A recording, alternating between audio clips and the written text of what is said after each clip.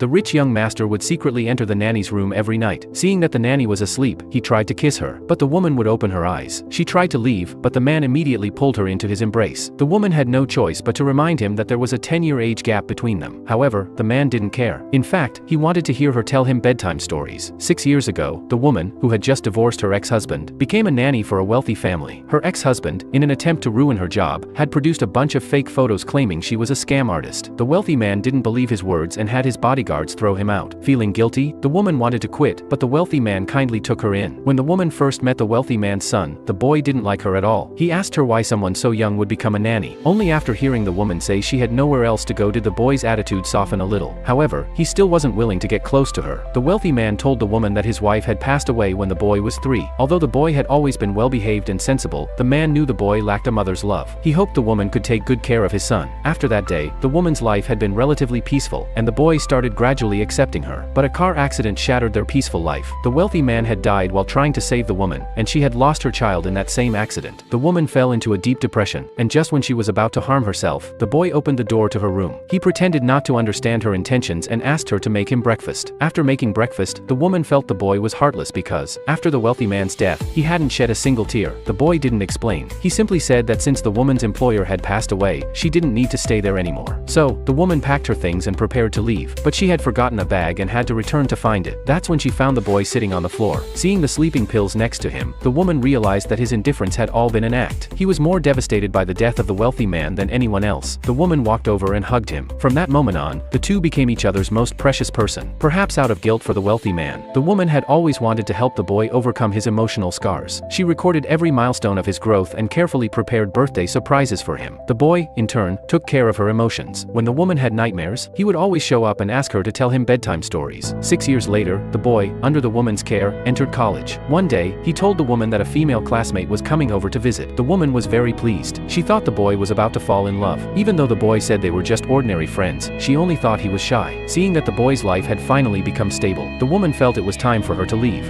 In fact, the woman's depression had never fully healed over the years. She had planned to leave once the boy had completely grown up. She finished typing a suicide note on the computer and then fell into a deep sleep. Coincidentally, the boy came to her room looking for her. He immediately saw the farewell letter.